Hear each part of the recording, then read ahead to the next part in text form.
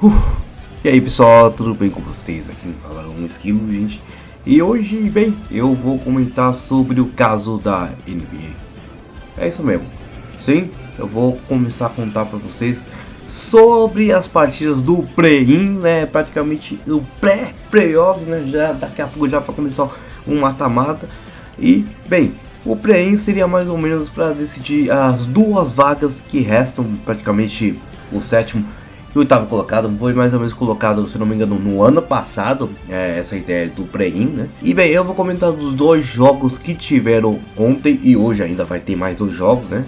Do nono contra o décimo, né? Da Conferência Leste e da Conferência Oeste também, né? Tipo, as partidas de ontem foram do sétimo e oitavo colocados para decidir quem seria o sétimo colocado que vai enfrentar cada um dos respectivos segundo colocado de cada conferência. E bem, eu vou começar então pelo jogo aqui do Miami Heat, né? Do Jimmy Butler, que perderam para o Atlanta Hawks, que foi o oitavo colocado, né, da conferência leste. Então eu vou comentar, digamos assim, pegando algumas estatísticas, os melhores pontuadores e como que foi a partida em si, para resumir para vocês. Mas o que eu posso comentar primeiramente, que o Atlanta Hawks desde o primeiro quarto, sim, desde o primeiro quarto, acho que ele liderou a partida inteira contra o Miami Heat. Não sofreu assim grandes ameaças até o final da partida. Meio que eles conseguiram conduzir até o final da partida, ganhando todos os quartos sem nenhuma dificuldade. Então, mais ou menos, o Atlanta Hawks conseguiu se classificar, né, em sétimo colocado, e vai enfrentar nada mais nada menos que o Boston Celtics, né, que foi o segundo colocado da Conferência Leste. E enquanto isso, o Miami Heat, né, vocês devem ter pensando, será que o time que perdeu nessa repescagem está eliminado? Não, ainda tem chance e vai enfrentar exatamente o time que vai jogar hoje, do nono contra o décimo colocado, que é o Toronto Raptors e o Chicago Bulls, né? Um desses que, se passar, vai enfrentar o Miami Heat. O outro que perder, tchau tchau, já não tem mais chance de se classificar para o playoffs. Então, se esse nono ou décimo ganhar, vai ter que enfrentar o Miami Heat para descobrir, né, para decidir a vaga do oitavo colocado, que vai enfrentar o Milwaukee Bucks, né, o campeão da Conferência Leste, né, o primeiro colocado. E bem, agora eu vou falar meio que quem foram os caras importantes da partida. Vou falar do time vencedor aqui, né? Só lembrando para vocês que a partida terminou 116-105 pro Atlanta Hawks, né? E os destaques da partida, né, os pontuadores, os cestinhas, né, do time do Atlanta Hawks, foi o Trae Young, né? O Trae Young terminou com 25 pontos, né? 8 de 18 na porcentagem de arremessos, né? O arremesso de 3 pontos até que não foi bom dele, né? Tipo, ele acertou apenas uma de 8, né? Mas assim, pelo menos ele foi até ok no restante, assim, pelo menos quase a maioria dos acertos dele foram de 2 pontos. E, inclusive, se não estiver enganado, sim, ele também acertou 8 de 9 arremessos de lance livre. Então ele foi até muito bem, inclusive ele fez 8 rebotes e 7 assistências, número muito interessantes até para alguém com amador. Pegar 8 rebotes é bem bastante, hein? 8 rebotes é fantástico. Aí depois o segundo, né, o maior pontuador do time foi o DeJounte Murray, né? Foi 7 de 16 no seu aproveitamento de arremesso. Um pouco melhor que o Trae Young no arremesso de 3, ele acertou 3 de 8.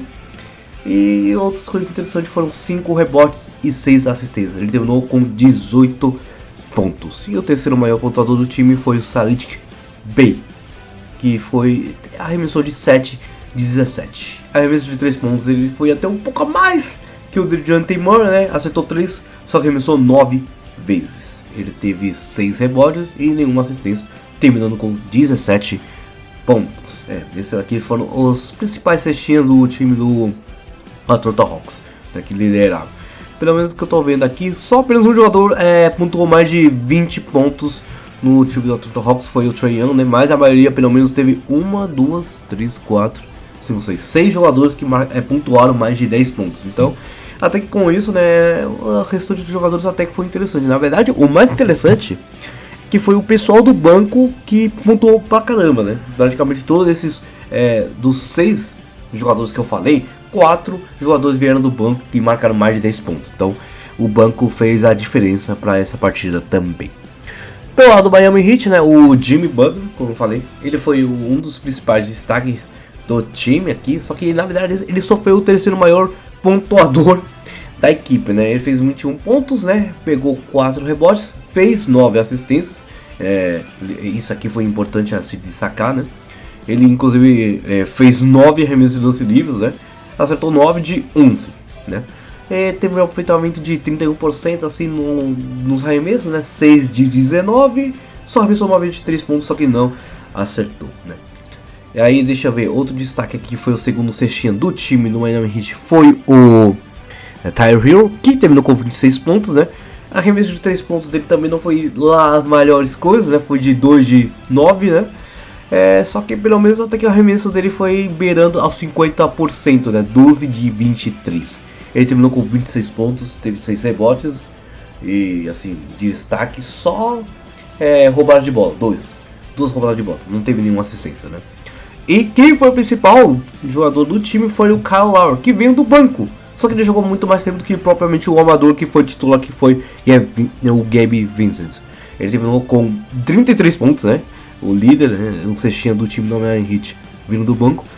Teve um aproveitamento muito bom nos arremessos, né? Inclusive no total foi 11 de 16, 6 de 9 num arremesso de 3 pontos. Então ele foi praticamente, teve uma porcentagem muito boa, inclusive até nos anos livres também foi perfeito, né? 5 de 5. E ele teve 5 rebotes, na verdade 5 assistências e 4 rebotes.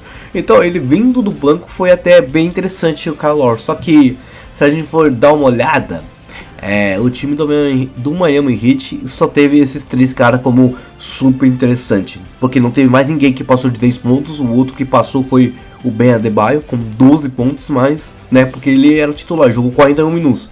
Então não adiantou muita coisa, o Miami Heat nem com a ajuda do banco de reservas teve tanta efetividade, e aí eles perderam mesmo por mais de 11 pontos de diferença. É isso aí, o Atlanta Hawks passando para 7º colocado, enfrentando o Boston Celtics. Agora eu vou falar do outro lado, do lado oeste, né, que também foi mais ou menos 7º contra 8º colocado, né. Se o 7º colocado que passasse, ia enfrentar o 2º colocado da Conferência Oeste, que é o Memphis Grizzlies. E o campeão, né, quer dizer, quem saiu vitorioso foi o Los Angeles Lakers. O jogo terminou 108 a 102, se a gente for olhar assim, foi uma pontuação a menos que o jogo do Atlanta Hawks e Miami. E, inclusive, o mais louco, que o jogo foi até a prorrogação. Mas mais ou menos, sei lá, o Lakers foi até bem dramático a final, né?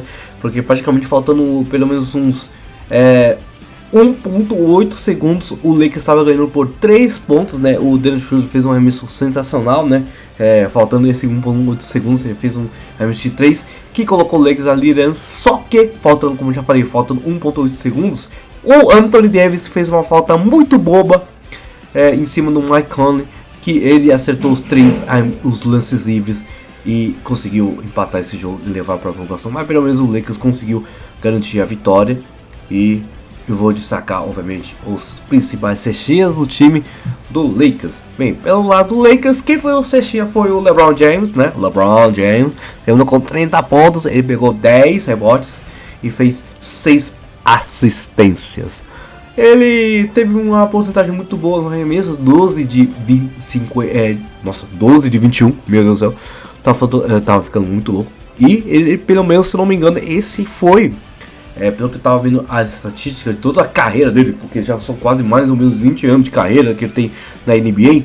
Esse foi mais ou menos o segundo jogo mais... Quer dizer, na verdade, nessa temporada, foi o jogo que ele ficou mais tempo na quadra. Ele ficou pelo menos 45 minutos na quadra, né, nessa partida. Foi um negócio espetacular, né? Porque para essa temporada aqui, pro LeBron James, não foi fácil, né? Porque ele ficou muito tempo machucado, ele perdeu vários jogos, né? Por causa da lesão, né? Mas ele conseguiu ficar bastante tempo nessa partida. 45 minutos é muito, ainda pra idade dele, que tem 38, né? 38 anos de idade, ainda jogando com essa forma física invejável. É sensacional. Mas, como eu já falei, né? 12 de 21 no arremesso, da porcentagem de 3 pontos foi 3 de 6, né? 50%, né? arremesso livre, que não é o mais forte dele, mas foi até legal, né? Ele acertou 3 de 3, então de boas. Foi isso, né? Terminando com 30 pontos. O segundo cestinha foi o Anthony Davis. Anthony Davis, que teve um papel importante, como falei, ele fez aquela falta muito boa no final, né? Que levou para a prorrogação, mas ele jogou muito bem, né? Ele marcou 24 pontos, foram 10 arremessos de 19, né? Arremesso de 3 pontos só arremessou uma vez, não acertou, mas isso aqui não importa. Ele pegou 15 rebotes, né? Isso foi um dos grandes bons momentos dele nessa partida. E ele fez 4 assistências também, né? Tem outras coisas interessantes como roubar de bola, ele fez 2 e fez 3 bloqueios na partida. E para finalizar, como já falei, um dos outros caras importantes foi o Dennis Schroeder, que veio do banco de reservas, que ele terminou com 21 pontos, né? Arremesso de 5 de 12, ele acertou 3 arremessos de 4, arremesso de 3 pontos, ele acertou 3 de 4. E ele pegou mais ou menos 4 rebotes e fez 2 assistências. Então, mais ou menos foi até interessante pelos números aqui que esses 3 marcaram, né? Pelo menos 3 pessoas passaram de 20 pontos, que foi muito decisivo para o Lakers conseguir a virada. Assim, o Lakers, inclusive, desde eu acho que o primeiro quarto, eles estavam atrás. Eles só conseguiram virar só no último quarto. E aí depois de pra lá, pra prorrogação, eles conseguiram manter a liderança. Mas foi loucura, né? Praticamente parecia que eu tava assistindo o jogo e teve um momento que eu falei, cara, eu acho que, infelizmente, eu acho que o Lakers vai ter que jogar a outra card para enfrentar o nono décimo. Mas não, eles conseguiram a virada, foi bom. Eles vão enfrentar o Memphis Grizzlies, foi por causa desses 3 jogadores, né? Assim, outros destaques pelo menos é que pelo menos outros 2 jogadores conseguiram passar de 10 pontos, né? Que foi o Austin Reeves e o Rui Hachimura. Eles foram os outros destaques que conseguiram marcar pelo menos mais de 10 pontos e ajudaram um pouco na porcentagem aqui do Lakers. E eu vou falar agora da parte do Minnesota Timberwolves, né? Como time, os grandes destaques foi o Karl Anthony Towns e o Mike Conley. Como eu já falei que ele foi importante para fazer os 3 arremessos lances livres e levar para a prorrogação, né? Tipo, o Karl Anthony Towns terminou com 24 e o Mike Conley terminou com 23. Só um ponto a menos que o Karl Anthony Towns, assim. E assim, podemos dizer que um dos jogadores que foi meio negativo pro lado do Minnesota Timberwolves foi um dos principais estrelas da equipe, né? Ele só marcou 9 pontos, mas ele teve um arremesso muito pífio.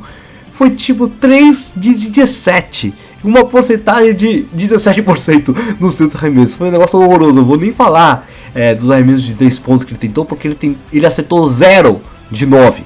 O Anthony Edwards meio que trouxe a derrota culminante pro time, inacreditavelmente. A gente pode dizer um dos principais culpados, porque o time estava conseguindo vencer, né, quase todos os quartos, conseguir levar a vitória.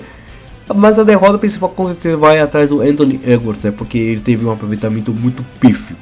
Mas assim, vamos só focar então, pelo menos agora, falar dos principais destaques que eu falei, que foi o Karl Anthony Towns e o Mike Conley. O Karl Anthony Towns terminou com 24 pontos, como eu falei. Ele fez um aproveitamento muito bom nos arremessos, né? 8 de 12, né? Ele acertou 2 arremessos de 3 pontos de 4, né? Teve 11 rebotes e 5 assistências. E foi até bom. Outra coisa interessante que podemos falar é que pelo menos ele fez 3 bloqueios na partida. Já o Mike Conley, ele teve 7 de 11, também outra percentual muito bom, assim, de 63% dos arremessos. O seu 3 pontos foi o maior diferencial, né? Porque ele acertou 6 arremessos de 3 pontos, de 8, né, tentativas. Foi muito bom. Inclusive, assim, eu não falei sobre os lances livres do Karl Anthony Towns, que acertou 6 de 6, né? O Mike Conley foi 3 de 3. Ele teve 4 rebotes e 4 assistências, o Mike Conley. Inclusive, outra coisa interessante foram os seus 3 roubos de bola. Então, mais ou menos, esses assim que eu vou dizer. Se o Minnesota tivesse ganhado, eles com certeza seriam esses dois que foram muito bons. Mas assim, se a gente for olhar, até que o Minnesota Timberwolves, o time foi até interessante, assim, tô falando como coletivo, né? Porque pelo menos mais outras 3 pessoas conseguiram marcar mais de 10 pontos, né? O Terry Prince conseguiu 14, o Kai Anderson conseguiu 12 e o Nico Alexander Walker, vindo do banco de reservas, ele marcou 11 pontinhos. Mas, como já falei, o Lakers conseguiu a virada, foi importante e vai enfrentar o Memphis Grizzlies. E bem, pelo outro lado, né, o Minnesota vai ficar esperando o jogo do Oklahoma City Thunder contra New Orleans Pelicans, né, um desses aqui que é o nono e o 10º colocado.